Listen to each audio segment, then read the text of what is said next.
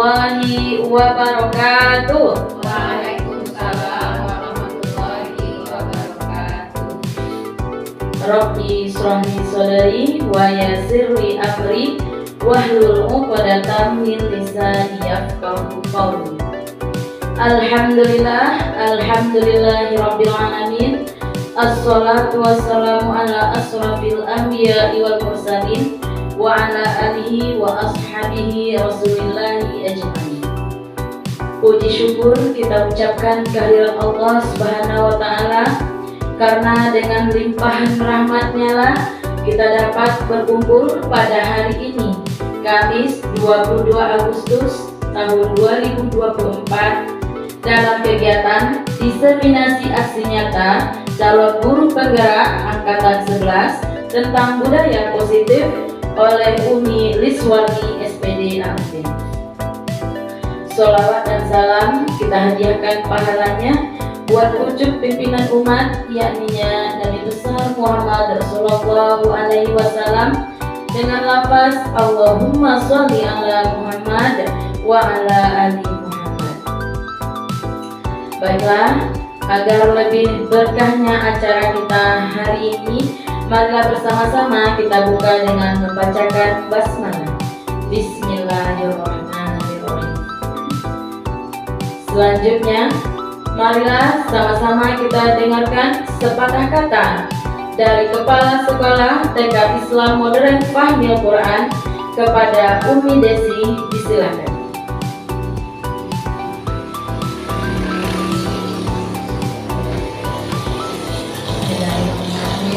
Assalamualaikum warahmatullahi wabarakatuh. Alhamdulillah,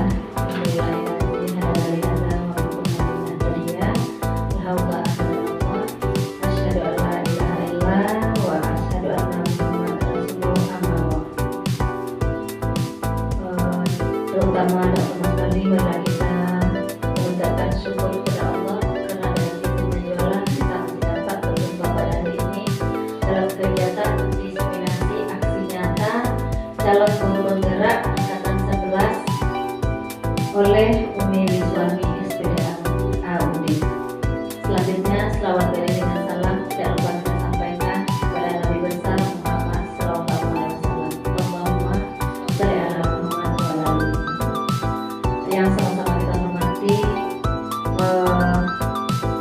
umi-umi semua, istimewa untuk Umi CGP kita, Umi Liswarni, yang insya Allah sebentar lagi akan membagi ilmunya tentang budaya positif dengan kita bersama. Umi-umi, terima kasih sudah mengikuti kegiatan ini. Harapannya mudah-mudahan kegiatan ini bermanfaat untuk Umi CGP khususnya dan kita semua pada umumnya. Ada imbasnya ke depannya untuk kita dan juga untuk sekolah kita dan juga untuk anak-anak kita semuanya.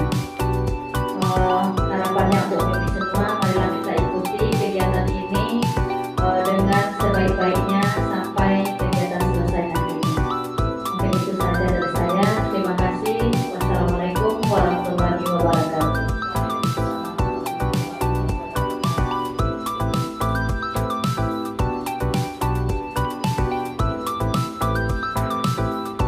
Selanjutnya, marilah kita dengarkan dan simak bersama pemaparan materi tentang budaya positif yang akan disampaikan oleh Umi Liswarni SPD AUD. Pada Umi Lis, disilakan.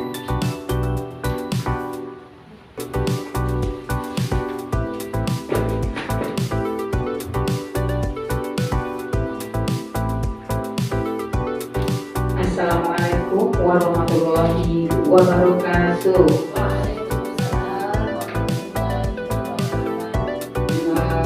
Yang sama kita hormati Ibu Kepala Sekolah TK Islam Modern Fahmil Quran. Selanjutnya kepada teman-teman rekan sejawat yang telah meluangkan waktunya dan menyempatkan waktunya dan memberikan waktunya kepada Umi Lis untuk menyampaikan atau memaparkan, yaitu bergerak angkatan ke-11 tentang budaya positif. Liswarni SPD AUD TK Islam dan Fahmil Quran. Selawat beriring salam tidak lupa pula kita hadiahkan kepada Nabi kita yakni Muhammad SAW yang telah memberi kita dari alam yang tidak berpendidikan kepada alam yang berpendidikan sebagaimana kita rasakan pada saat ini. Umi-umi, untuk ini adalah saya akan memaparkan yaitu tentang budaya positif yang akan sesuai dengan tugas sebagai calon guru penggerak angkatan ke-11. Sebelum kita mulai, kita speaking dulu ya umi-umi ya. Ya, kita speaking dulu.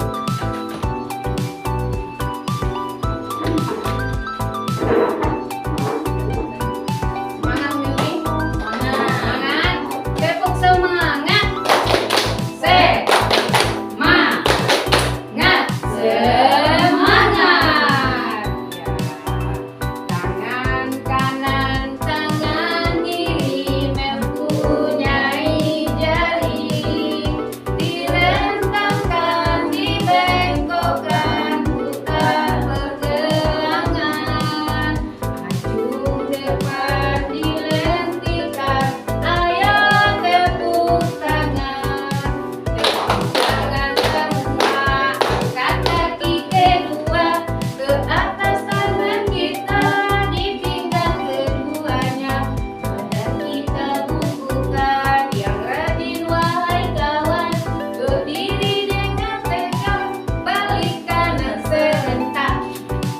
Tangan kanan, tangan kiri mempunyai jari, direntangkan, dibengkokkan, putar pergelangan, acung depan dilentikan, ayo tepuk tangan semua, angkat kaki kedua ke atas tangan kita di pinggang keduanya, badan kita bukukan, yang rajin wahai kawan, berdiri dengan tegak, balik kanan serentak.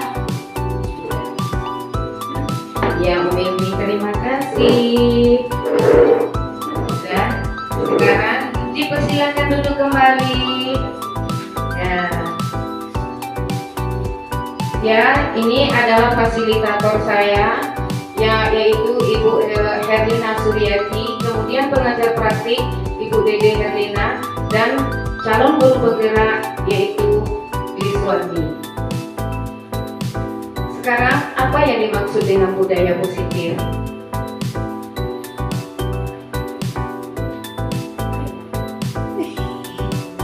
Budaya positif yaitu lingkungan positif dapat membawa warga sekolah merasa aman dan nyaman berada di sekolah.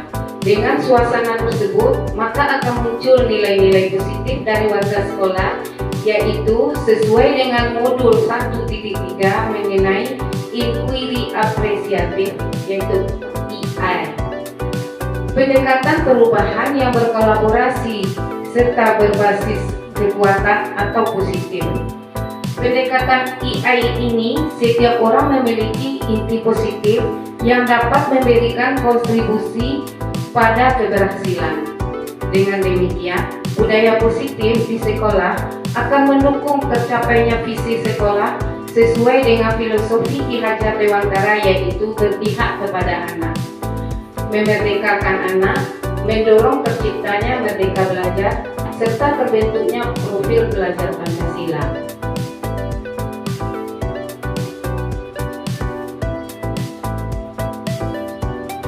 Budaya positif juga menciptakan lingkungan sekolah yang positif. Sangat perlu adanya budaya positif. Budaya positif dapat dilakukan dengan adanya penerapan disiplin positif. Dalam buku Restructuring School Discipline yang dikarang oleh Bjarne Gosen, yaitu ada 3 motivasi perilaku manusia. Yang pertama, menghindari hukuman atau ketidaknyamanan. Yang kedua, mendapat imbalan dan penghargaan orang lain. Yang ketiga, menjadikan orang mereka inginkan dan dapat menghargai diri sendiri dengan nilai-nilai yang mereka percaya. Dalam 3 motivasi perilaku manusia ini, Umi-Umi, kita untuk budaya positif ini, kita sebenarnya menghindari hukuman atau ketidaknyamanan. Kita hindari lagi hukuman atau ketidaknyamanan, dan kemudian juga kita menghindari untuk mendapat imbalan atau penghargaan. Kalau kita kan sekarang anak-anak kita kan kadang-kadang dalam berbaris, kita menghindari hukumannya. Kalau anak Umi tidak berbaris dengan rapi, nanti kita tidak boleh masuk kelas. Sebetulnya itu kita tidak diizinkan berbicara seperti itu lagi untuk budaya positif atau disiplin positif ini. Kemudian untuk mendapat imbalan, siapa nanti yang sholatnya bagus, yang khusyuk, akan kita beri bintang anak soleh. Jadi untuk saat ini kalau kita mempelajari dalam budaya positif ini, kita tidak diizinkan lagi seperti itu. Jadi kita harus menjadikan anak-anak kita yaitu menghargai dirinya sendiri sesuai dengan nilai-nilai yang mereka percaya. Jadi untuk kita memberikan budaya positif ini kepada anak, yaitu nanti kita akan ada pembelajaran kita yaitu ada 6 yang akan kita berikan kepada anak. Kemudian pendidikan harus diciptakan anak untuk memiliki disiplin diri sendiri, sehingga mereka bisa berperilaku dengan mengacu pada nilai-nilai kebajikan universal dan memiliki motivasi intrinsik bukan ekstrinsik. Nilai-nilai kebajikan sesuai dengan profil pelajar Pancasila, yaitu bertakwa, beriman kepada Tuhan Yang Maha Esa, kemudian berakhlak mulia, mandiri, bernalar kritis, kebinekaan global, bergotong royong, dan kreatif. Untuk mewujudkan profil pelajar Pancasila, guru dapat menerapkan pemikiran Ki Hajar Dewantara melalui pembelajaran kolaborasi, menggerakkan komunitas sekolah sehingga muncullah budaya positif di sekolah kita. Kemudian pemahaman saya tentang konsep yang sudah saya pelajari pada modul ini yaitu yang pertama disiplin, teori kontrol, motivasi, hukuman, dan penghargaan. Posisi kontrol guru, kebutuhan dasar manusia, keyakinan kelas, dan segitiga restitusi. Yang pertama yaitu disiplin positif. Disiplin positif ini merupakan pendekatan mendidik anak untuk melakukan kontrol diri dan membentuk kepercayaan diri. Jadi umi-umi kita ini dalam disiplin positif ini kita mendekati anak. Cara kita mendekati anak kadang-kadang kan kita begini ya umi-umi, seperti anak kita ada yang tidak mau masuk ke kelas, tidak mau dia masuk. Kita itu mendekatinya sesuai dengan naluri kita. Bagaimana kita mendekati, kita masukkan anak yang tidak mau masuk itu, kita masukkan dia ke diri kita, bagaimana rasanya, bagaimana dia bisa masuk ke diri kita dan kita masuk juga ke dirinya, berarti kita merasa empati kepada dia gitu. Kemudian paradigma belajar. Yang ketiga, nilai kebajikan dan keyakinan kelas. Tujuannya yang dituju pada nilai-nilai serta prinsip mulia pada diri seseorang. Yang keempat, posisi kontrol, yaitu memberi hukuman, membuat rasa bersalah, teman, pemantau, dan manajer. 5. Kebutuhan dasar, bertahan hidup, kasih sayang dan rasa diterima, penguasaan, kebebasan atau kesenangan. Yang keenam, segitiga restitusi, yaitu menstabilkan identitas, validasi tindakan yang salah, menanyakan keyakinan. Jadi nanti ini yang kita bahas yang termasuk budaya positif ini, yang 6 ini yang kita bahas, yang akan kita kupas secara rinci nanti. Konsep disiplin positif dan motivasi. makna disiplin positif menurut Ki Hajar Dewantara menyatakan bahwa untuk mewujudkan murid yang merdeka, murid harus memiliki disiplin yang kuat berasal dari dalam diri atau dari luar diri anak. Itu yang dimaksud dengan intrinsik tadi. Intrinsik kita itu datang dari diri anak, dari dalam diri anak.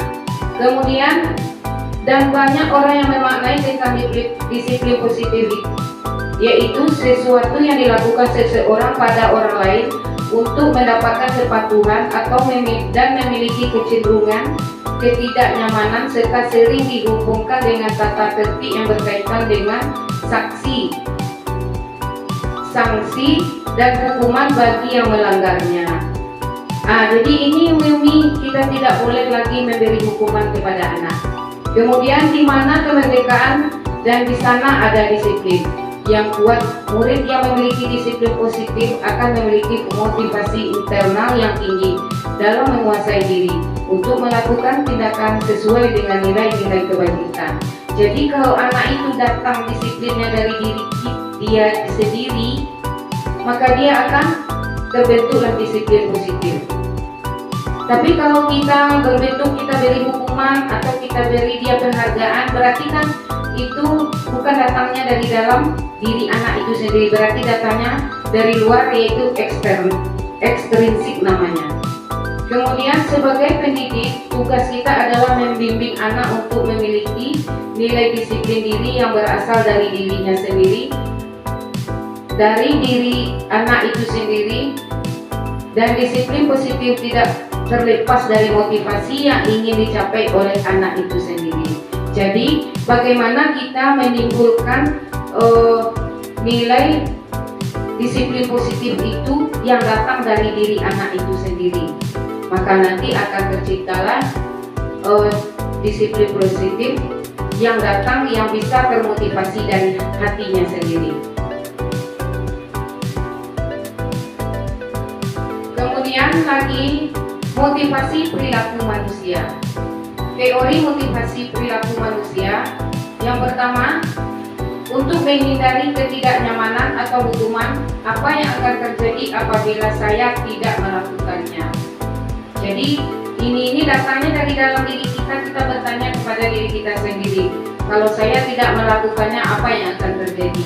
Kalau saya tidak melakukan, contohnya saja yang Umi datang pagi, gitu kan? Kalau saya tidak datang pagi, apa yang akan terjadi? Apa yang akan diberi oleh kepala sekolah kepada kita? Nanti dipotong apa namanya yang dikasih oleh uang transportnya. Jadi kita bertanya sendiri dan kita yang menjawab sendiri gitu. Kemudian untuk mendapat imbalan dari orang lain atau institusi, apa yang akan saya dapatkan apabila saya melakukannya.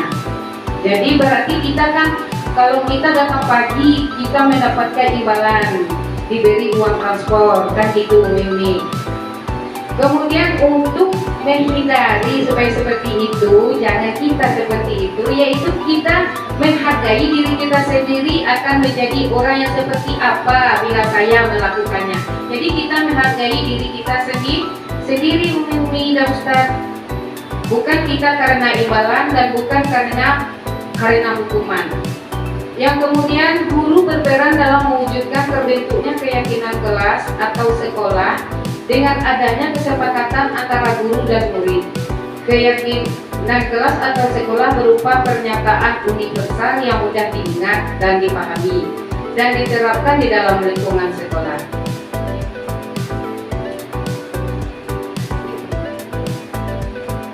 Kemudian yaitu perubahan paradigma. Pada budaya positif merupakan perwujudan dari nilai-nilai atau keyakinan universal yang dipaksa di sekolah.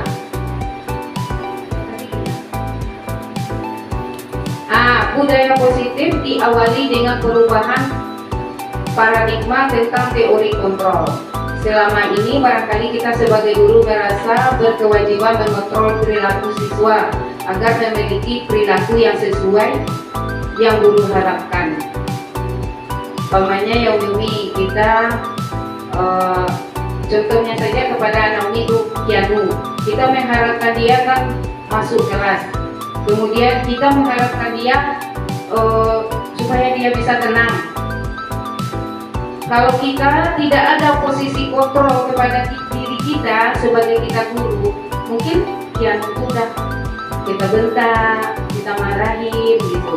Jadi kita sebagai guru itu kita harus mempunyai posisi kontrol emosi kita gitu. Kita tidak langsung aja, tunggu dulu nak. Nah, tidak langsung. Sebenarnya perubahan paradigma itu berasalnya dari diri kita sendiri. Untuk diri kita sendiri perubahan paradigma itu. Contohnya saja ini Umi, kan ada kepalan tangan kita, yaitu perubahan paradigma. Kegiatan kepalan tangan ada A dan B. Contohnya Anda, saya, dan teman Anda. Sobek secari kertas kecil, tulislah benda atau sesuatu yang sangat berharga untuk Anda. Letakkan di salah satu tangan benda dan genggaman benda atau sesuatu tersebut dengan segala daya. Buatlah sebuah kepalan. Jadi kita robek sebuah kertas, kemudian nanti kita tepal. Kita buat dulu apa kira-kira yang akan kita buat. Kemudian teman Anda akan mencoba dengan sekuat tenaga dengan berbagai cara untuk meminta Anda memberikan benda tersebut. B bisa memujuk, mengancam, menghardik, merayu, menyuap, apa saja yang dapat membuka kepalan tangan Anda. Jadi sebenarnya mau ini tujuannya ini, maksudnya kita memegang berkepal tangan, kita mempunyai prinsip gitu. Jadi kita punya prinsip, bagaimanapun kita dirayu, bagaimanapun kita diancam, kita tak akan goyah gitu. Kita sebagai guru, dan bagaimana kita untuk mengadakan perubahan kepada anak. Jadi itu sebetulnya terletaknya pada diri kita. Kemudian perubahan paradigma teori kontrol atau teori pilihan. Ini adalah ilusi kontrol. Yang pertama, ilusi kontrol itu bagaimana kita mengontrol murid. Yang kedua, ilusi bahwa kritik dan membuat orang merasa bersalah dalam menguatkan karakter. Yang ketiga, ilusi bahwa semua penguatan positif efektif dan bermanfaat. Yang keempat, ilusi bahwa orang dewasa memiliki hak untuk memaksa. Sebetulnya di sini yang Umi, letak kontrol itu adalah pada guru. Kemudian bagaimana kita membuat anak akan menyadari, umpamanya seperti Kianu, bagaimana seperti kemarin dia sampai bicara yang tidak bagus kepada papanya, berarti kan itu dia salah. Bagaimana kita nanti membicarakan kepada Kianu ini bahwa yang diucapkan itu salah gitu. Jadi kita buat dia merasa bersalah, kemudian dia sendiri nanti yang akan minta maaf tanpa kita paksa. Kemudian nanti ada penguatan positifnya yang efektif dan bermanfaat. Penguatan positifnya itu yang umum, setelah dia minta maaf, nanti kita bilang dia tahu nggak dengan kesalahannya tadi. Tahu. Jadi kalau dia tahu dengan kesalahannya, bagaimana kita sebagai kita yang bersalah, bagaimana kita kepada papanya. Jadi kita beri dia penguatan, kita kuatkan bahwa itu memang salah, dan kalau kita bersalah kita harus minta maaf. Kita kuatkan. Kemudian orang dewasa memiliki hak untuk memaksa. Kita juga memiliki hak untuk memaksa dia supaya dia minta maaf. Tapi cara kita memaksa dia itu tidak sama dengan memaksa kepada orang yang lebih besar gitu. Kita memaksa dia itu dengan ada ketekanan atau ketegasan. perubahan paradigma, stimulus respon, atau teori kontrol atau teori pilihan. Siapa sesungguhnya yang memiliki kontrol itu? Ini kita ambil dari stimulus respon. Jadi kita ambil dulu dari stimulus respon, yaitu kita mencoba mengubah orang agar berpandangan sama dengan kita. Berperilaku buruk dilihat sebagai suatu kesalahan. Teori kontrolnya atau pilihannya, kita berusaha agar memahami pandangan orang lain tentang dunia. Jadi kita tidak bisa memaksakan mengubah pandangan orang, kita tidak bisa mengerti. Kita tidak bisa. Jadi kita bisanya cuma berusaha memahami, kemudian berpandangan orang lain tentang dunia. Kemudian perilaku buruk dilihat sebagai suatu kesalahan. Semua perilaku memiliki tujuan. Setiap perilaku kita ini pasti ada tujuannya, Ustaz. Dan mungkin kita mempunyai perilaku kita tidak ada tujuan tuh. Itu tidak masuk akal sama kita. Kemudian orang lain bisa mengontrol saya. Kalau di teori kontrolnya, hanya Anda yang bisa mengontrol diri sendiri. Kita yang bisa mengontrol diri, orang lain tidak bisa mengontrol diri kita, kan? Kemudian saya bisa mengontrol orang lain. Anda tidak bisa mengontrol orang lain. Kemudian lagi, pemaksaan ada pada saat rujukan gagal. Akhirnya kita kolaborasi dan konsekuensi menciptakan pilihan baru. Jadi seperti sekarang ini milis ada kegiatan. Kalau tanpa ada kolaborasi itu kita tak bisa berkumpul yang ya. Jadi kalau Umi paksa, mungkin Umi tidak mau, kan? Nah, jadi itulah stimulus respon. Jadi untuk merubah stimulus respon itu kita perhatikan dia teori kontrol apa itu yang akan kita rubah. Kemudian model pemikiran benang-kalah. Jadi kalau kita sudah ada teori kontrol atau pilihan pada diri kita, maka kita akan memodel pemikiran itu menang-menang jadinya Umi dan Ustaz. Yang ketiga yaitu keyakinan kelas. Keyakinan kelas adalah salah satu disiplin positif yang bisa kita terapkan dalam membangun budaya positif di sekolah. Dengan adanya keyakinan kelas di setiap kelas diharapkan dapat mewujudkan tujuan pendidikan yang berorientasi kepada profil pelajar Pancasila. Umi di sini, Umi ini yang dimaksud dengan keyakinan kelas ini, Umi yaitu rasanya sudah ada Umi terapkan di luar waktu berbaris, kemudian juga di dalam kelas sudah Umi terapkan, yaitu keyakinan kelas ini kita membuat kesepakatan kelas dengan anak supaya anak kita dalam belajar itu dia tidak ribut, supaya anak kita dalam belajar itu dia tidak main-main gitu. Tapi untuk membuat keyakinan kelas ini itu bukan datangnya dari guru, tapi keyakinan kelas itu yang kita minta pendapatnya dari anak dulu. Jadi anak bersama guru. Kalau seperti kita di kelas sama untuk anak TK, kita bisa membuat keyakinan kelas itu sesuai dengan apa yang ada di dalam pikiran dia aja. Mamanya dia ingin dalam belajar kita tidak boleh ribut, buatkan di papan tulis tidak boleh ribut. Kita belajarnya tidak jalan-jalan, duduknya yang rapi, duduknya yang hebat. Jadi anak Umi kita kalau di budaya positif ini kalimat yang kita pakai tidak ada kata jangan. Kita pakai seperti jangan terlambat datang ke sekolah, datangnya tepat waktu. Kemudian lagi anak jangan ribut, duduknya yang rapi, mulutnya dikunci atau diam. Jadi kita tidak diizinkan lagi berbicara, walaupun kalimat-kalimat jangan itu kita tidak boleh memakai itu lagi.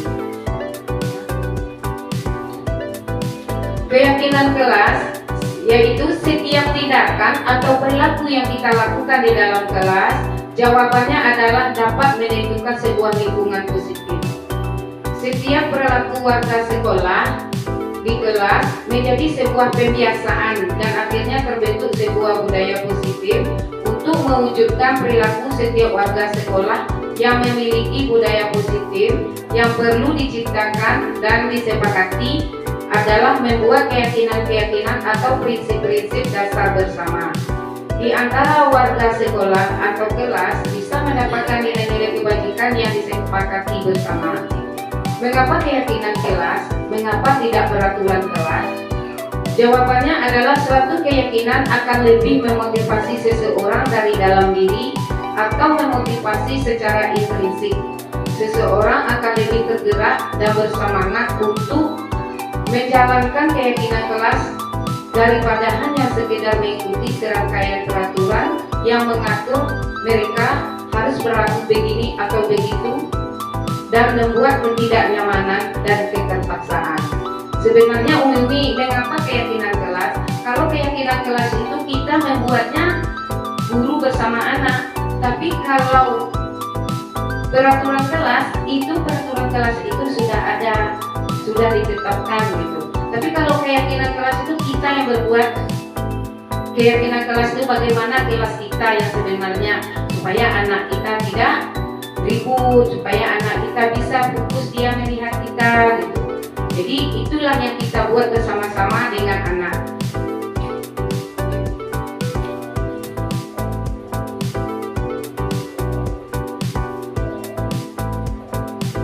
Yang keempat yaitu kebutuhan dasar manusia. Kebutuhan dasar manusia ini umumi yaitu pertama penguasaan, kasih sayang dan rasa diterima, kemudian kesenangan, dan terakhir kebebasan. Seluruh tindakan manusia memiliki tujuan tertentu. Semua yang kita lakukan adalah usaha terbaik kita untuk mendapatkan apa yang kita inginkan. Ketika kita mendapatkan apa yang kita inginkan di saat itu, kita dapat memenuhi satu atau lebih dari satu kebutuhan dasar kita, yaitu satu, kebutuhan bertahan hidup. Kebutuhan bertahan hidup yaitu bersifat fisiologis, misalnya kesehatan, rumah, dan makanan. Itu kan kita bertahan hidup. Kemudian sedangkan kebutuhan biologis sebagai bagian dari proses reproduksi termasuk kebutuhan untuk tetap bertahan hidup, seks merupakan bagian dari proses reproduksi. Psikologis pada kebutuhan ini meliputi kebutuhan akan perasaan aman. Contohnya seperti kasus Doni, ketika dia mengambil makanan bekal temannya. Apabila jawaban Doni ditanya oleh Ibu Ambar adalah karena ia lapar atau orang tuanya tidak membawakan bekalnya makan siang, maka kebutuhan itu untuk bertahan hidup. Ini ada satu kasus sebetulnya untuk modul 1.4 ini, yaitu kita membahas tentang kasus-kasus umum. Yaitu kasusnya ini bukan di SD, di SMP, di SMA saja, tapi kan di TK kita juga menemui.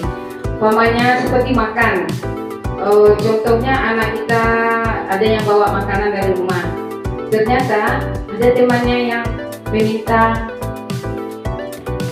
Karena ada teman ini yang membawa makanan ini kan ada juga yang suka memberi, ada yang tidak. Tapi karena ini kasusnya tentang Doni, dia mengambil makanan bekal temannya. Karena Doni ini sedang lapar. Kebetulan ada temannya bawa makanan, diambil. Ternyata karena dia terlalu lapar, diambilkan saja makanannya.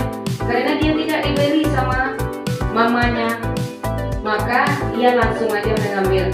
Maka itu adalah untuk bertahan hidup, karena untuk menghilangkan rasa lapar.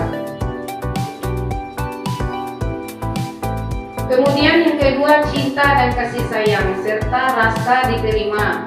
Kebutuhan ini untuk diterima. Kebutuhan ini ada 3 kebutuhan berikutnya adalah merupakan kebutuhan psikologis.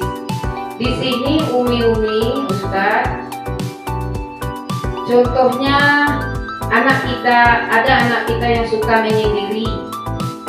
Kadang ada anak kita ini ada temannya yang tidak mau dia berteman, kan ditinggalkan dia sendiri. Jadi di sini ini bagaimana kita caranya supaya anak yang tidak dibawa berteman oleh temannya itu, bagaimana kita memotivasinya gitu.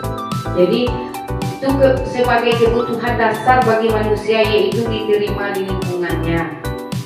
Rasa diterima, rasa kasih sayang.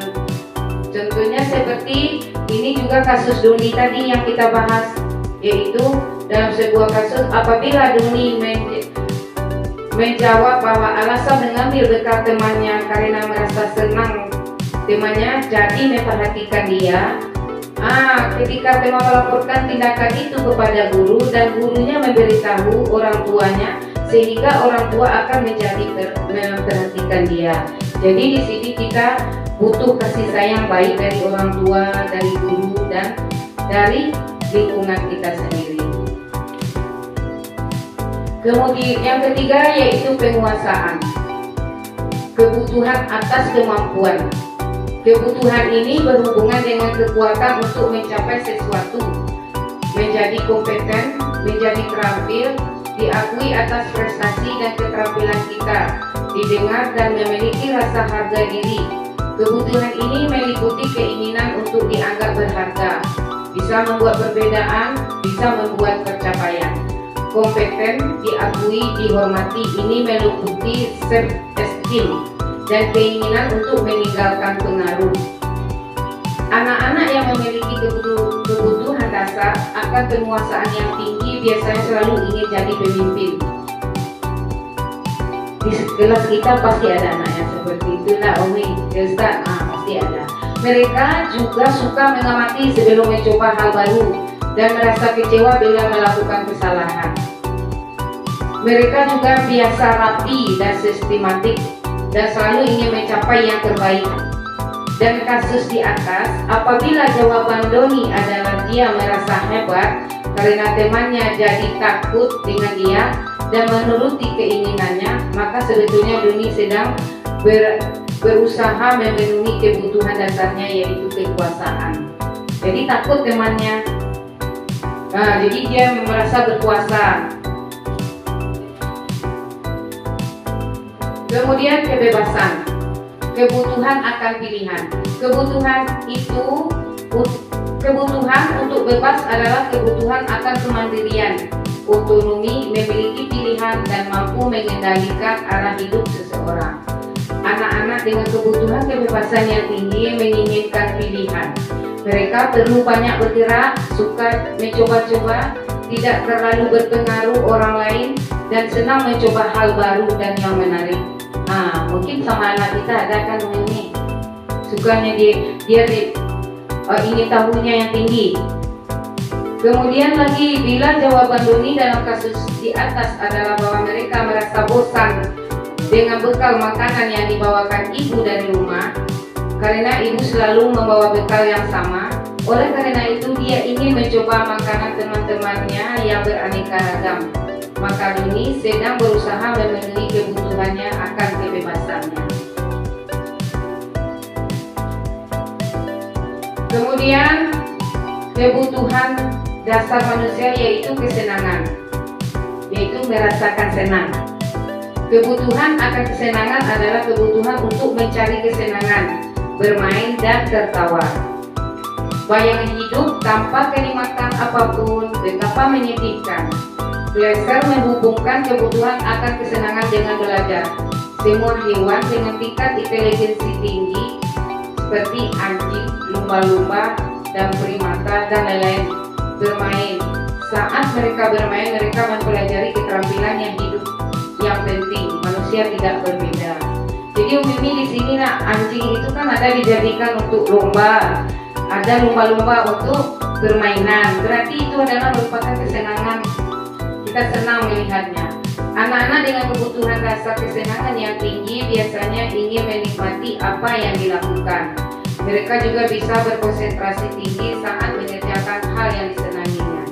Jadi di sini kita bisa, apabila anak merasa senang, maka anak itu akan mempunyai konsentrasi tinggi untuk mengerjakan apa yang kita minta kepada anak. Kemudian dia suka mengoleksi barang, suka bergurau, suka melucu, dan juga menggemaskan. Bahkan saat mereka bertingkah laku buruk, mereka masih terlihat lucu. Nah, jadi itu yang kesenangan. Ya.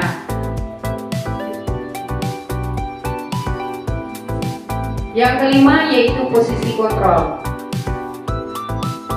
Posisi kontrol ini ada beberapa yang Umi. Yang pertama yaitu penghukum, pembuat rasa orang bersalah, teman, monitor, dan manajer. Yang penghukum itu adalah seseorang yang menghukum bisa menggunakan hukuman fisik ataupun verbal, yaitu kalau verbal dengan kalimat, dengan kata-kata. Kalau fisik kita memukul pakai tangan. Kemudian pembuatan orang merasa bersalah. Pada posisi ini biasanya guru akan bersuara lebih lembut. Membuat orang merasa bersalah akan menggunakan keheningan dan membuat orang lain merasa tidak nyaman, bersalah atau rendah diri. Kata-kata yang keluar dengan lembut. Kalau di sini merasa bersalah itu mungkin gini ya, ada suatu masalah kita didiamkan gitu. Jadi kenapa teman kita diam? Jadi kita ada merasa bersalah kita jadinya gitu. Kemudian kalau posisi teman pada guru bisa negatif atau positif. Posisi di sini berupa hubungan baik yang terjalin antara guru dan murid. Guru di posisi teman menggunakan hubungan baik dan humor untuk mempengaruhi seseorang.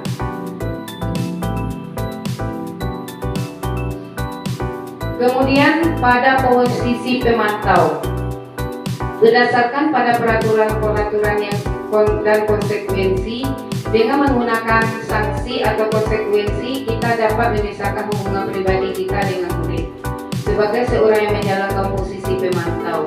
Jadi kalau kita sebagai pemantau dunia, umpamanya anak kita ada berbuat salah atau berkelahi, kita lihat aja, kita pantau saja.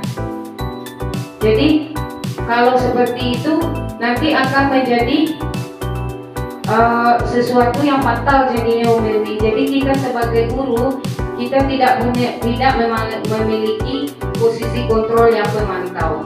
Yang sebenarnya kita akan dipakainya yaitu posisi manajer, yaitu posisi terakhir. Posisi manajer yaitu posisi mentor, di mana guru berbuat sesuatu bersama dengan murid, mempersilahkan murid mempertanggungjawabkan perilakunya, mendukung murid agar dapat menemukan solusi atas permasalahannya sendiri.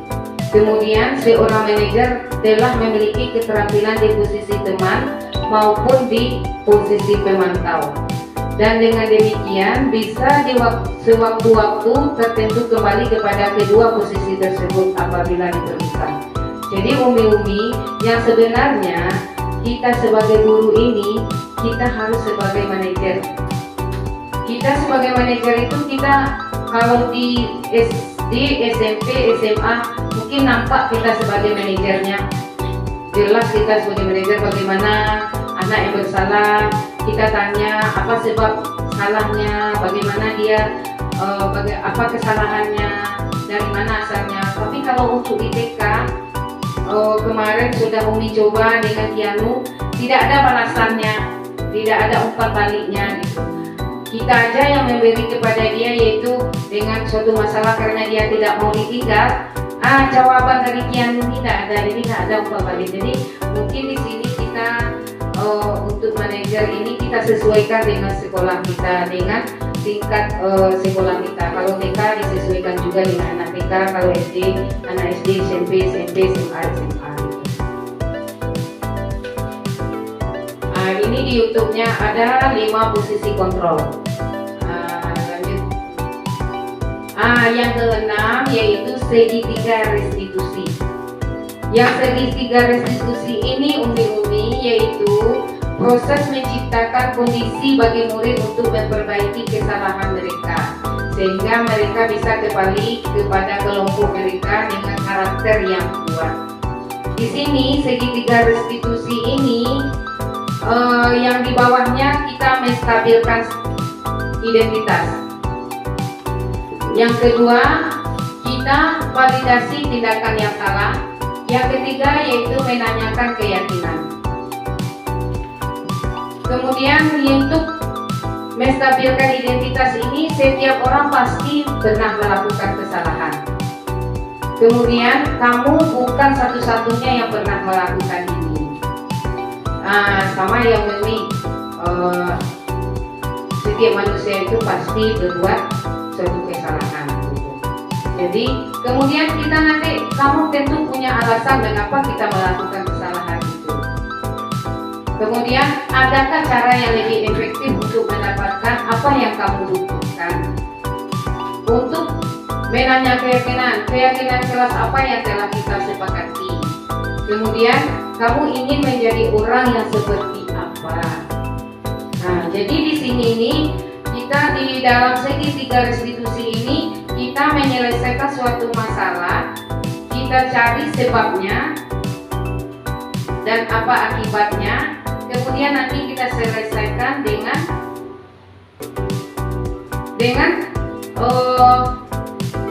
menanyakan keyakinan anak ini seperti apa, maunya bagaimana. Contohnya aja nih, ya si Kianu tadi, dia tidak mau ditinggal. Kemudian kita bujuk dia, akhirnya mau ditinggal. Bagaimana dia yang maunya? Di mana dia yang suka? Jawab pertamanya dia di kelas belakang, sekarang dia dipindah ke kelas depan. Jadi itu sudah merupakan keyakinannya. Berarti dia sudah mempunyai keyakinan sendiri bahwa dia ingin di depan, di kelas di depan.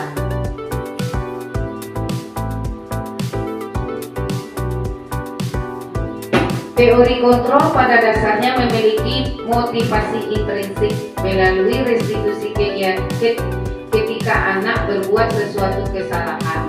Guru akan menanggapi dengan cara yang memungkinkan anak untuk membuat evaluasi internal tentang apa yang dapat mereka lakukan untuk memperbaiki kesalahan mereka yang mendapatkan kembali harga dirinya. Restitusi menguntungkan korban, tetapi menguntungkan orang lain yang telah berbuat salah. Ini sesuai dengan prinsip dari teori kontrol William Glasser tentang solusi menang-menang. Jadi ini sebetulnya Mimi, kalau kita pakai segitiga restitusi ini, maka anak-anak itu akan tahu dengan dirinya dan dirinya gitu. Kadang kan kita mungkin selama ini yang kita pakai kan menghukum anak. Kalau dia salah kita seperti ini. Jadi dari sinilah kita semuanya tahu bahwa itu perbuatan yang kita lakukan selama ini. Dari sinilah kita tahu bahwa yang perbuatan yang kita lakukan selama ini itu salah. Sebetulnya kita sebagai guru harus menjadi manajer. Kita harus berteman kepada anak. Bisa juga kita nanti kita pakai asalkan jangan kita memakai penghukum. Kita bisa memakai sebagai teman dan sebagai manajer, dan juga bisa kita pakai pemantau. Kalau pemantau itu mungkin kita melihat situasi dan kondisi gitu.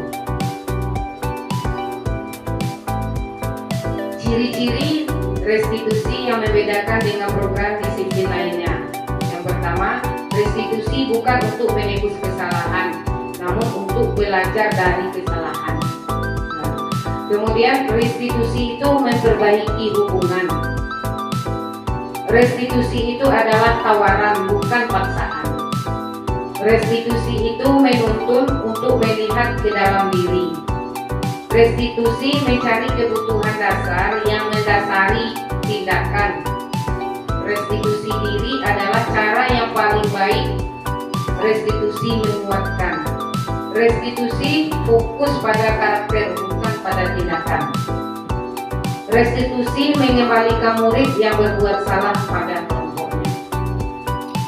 Jadi itu ciri-ciri restitusi itu bukan menebus kesalahan tapi belajar dari kesalahan. Kemudian untuk memperbaiki hubungan anak dengan murid, hubungan guru dengan anak, dan hubungan guru sama guru. Gitu. Kemudian restitusi itu adalah tawaran, bukan dipaksa. Tawaran bagaimana sebaiknya kita ini mengapa. Kemudian lagi restitusi menuntun untuk melihat ke dalam diri kita. Jadi itu yang budaya positif yang datang dari dalam diri, intrinsik, bukan datang dari luar, yaitu eksplisit. Restitusi itu mencari kebutuhan dasar yang mendasari tindakan. Kemudian caranya yang paling baik yaitu menguatkan dan fokus pada karakter, bukan pada tindakan, serta mengembalikan murid yang berbuat salah pada kelompok.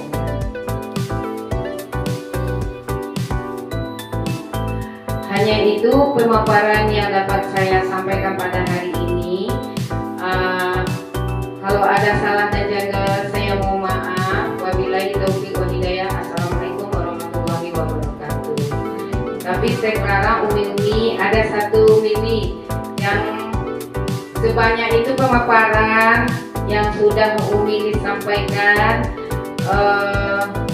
Umi meminta kepada Umi dibuat pada kertas itu, yaitu bagaimana, apa kekurangannya, dan bagaimana apa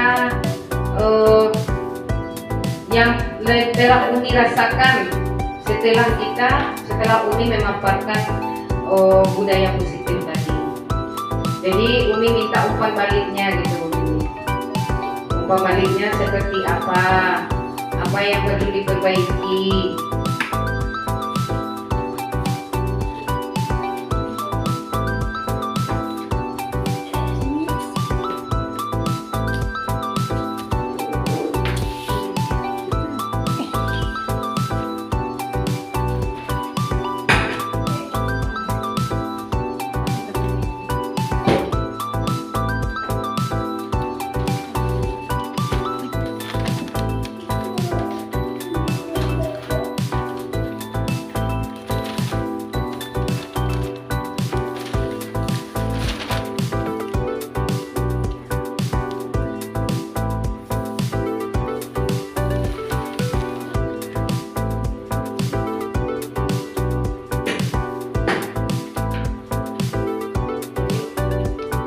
Nanti Umi tempelkan di situ, jadi nanti Umi bacakan apa yang Umi dapatkan, bagaimana yang terkait dengan budaya positif.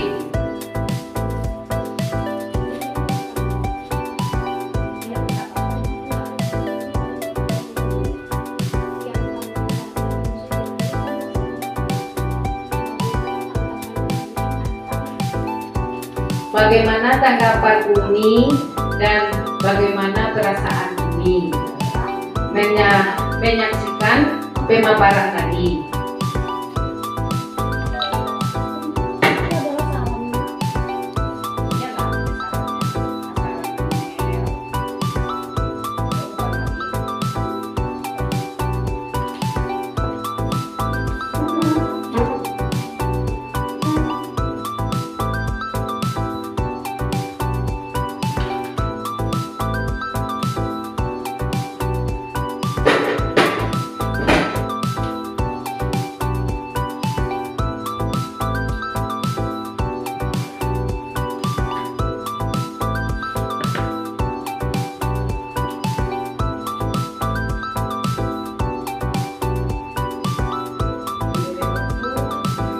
Menit ya Umi.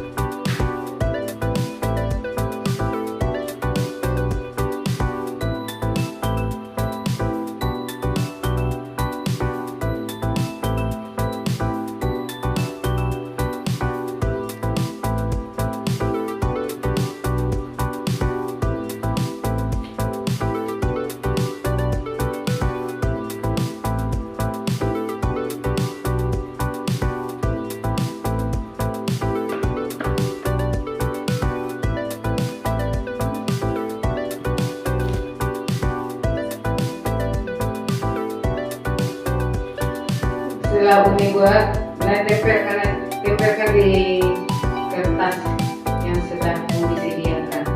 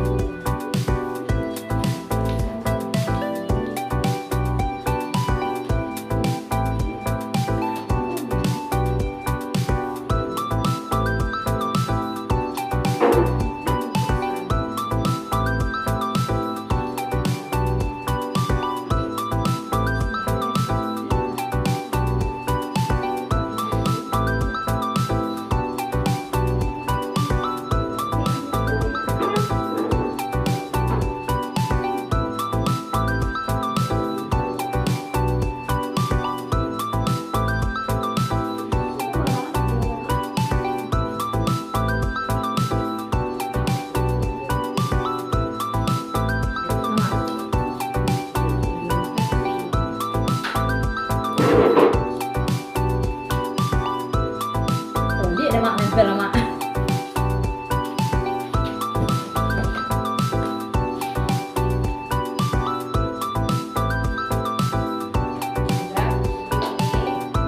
Dan sekarang akan Umi bacakan ya Umi ya. Yang pertama yaitu materi yang disajikan cukup mudah dipahami. Kita dianjurkan untuk melakukan budaya positif di lingkungan sekolah anak. Di sekolah, anak jangan diberi hukuman dan imbalan setelah melakukan sesuatu. Itu sangat baik sekali. Memang kita tidak diharapkan untuk memberi hukuman dan memberi imbalan. Kemudian alhamdulillah setelah mendengarkan paparan dari Umi Lis, jadi tentang budaya positif, kita sebagai guru memberikan motivasi dalam pembelajaran kepada anak, dan kita harus menerapkan budaya positif di sekolah. Kita untuk saat ini sesuai dengan Merdeka Belajar, kita harus menerapkan budaya positif di sekolah. Kemudian lagi umpan balik, setelah saya mendengarkan paparan dari Umi Liswani, saya menjadi lebih paham tentang kesepakatan kelas. Yang saya tahu dulunya kesepakatan kelas adalah kebijakan dari guru saja. Ternyata kesepakatan kelas bukan saja guru tetapi juga melibatkan anak. Terima kasih Umi Liswani. Jadi untuk keyakinan kelas atau kesepakatan kelas Umi-Umi, untuk saat ini kita harus melibatkan anak. Kemudian dalam visi sekolah itu juga seharusnya kita melibatkan guru.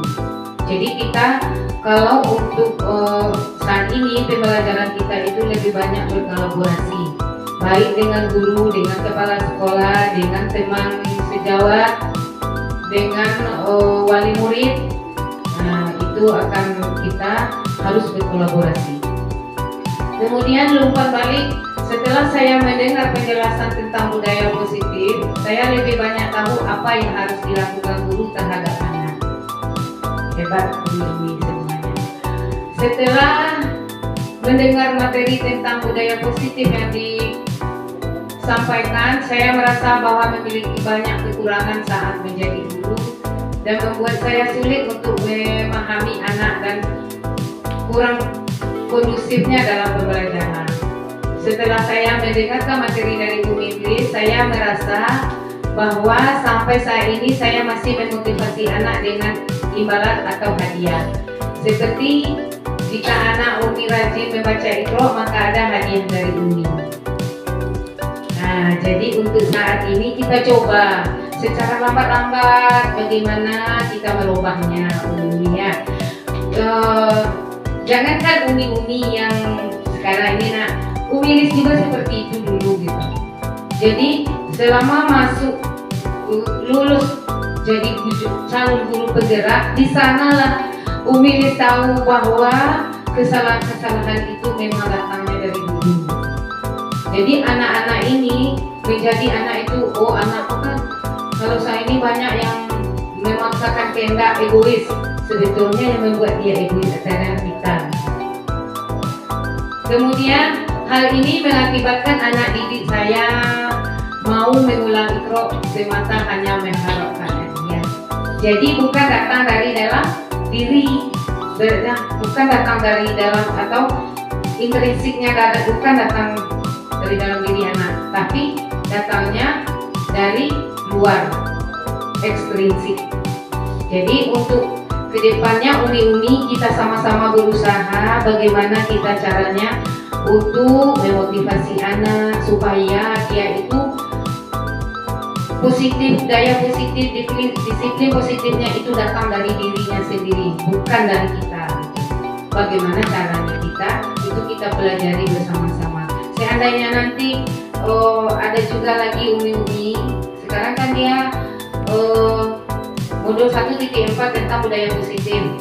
Sekarang untuk modul 2.1 yaitu tentang diferensiasi, yaitu kita mencari minat dan bakat anak itu datang dari mana, bagaimana kita bangkitkan. Jadi mungkin nanti ya umi-umi selesai dalam satu modul, kita coba, mama selesai satu modul, kita coba seperti ini supaya kita belajar, jadi kita merubah diri kita sendiri gitu. Bersedia umi nak? Nah, bersedia. Nanti umi kita buatlah slide-nya, tapi mohon maaf ya umi, tadi mungkin ada yang tertinggal, namanya mengetik kecil-kecil. Nah, jadi itulah itu baru belajar membuat gampang. Nah, itu yang umi kerjakan kemarin. Dan hanya itu pemaparan yang umi sampaikan pada hari ini. Umi minta terima kasih kepada umi-umi yang telah meluangkan waktunya untuk mengikuti pemaparan umi hari ini. Assalamualaikum warahmatullahi wabarakatuh. Waalaikumsalam warahmatullahi wabarakatuh.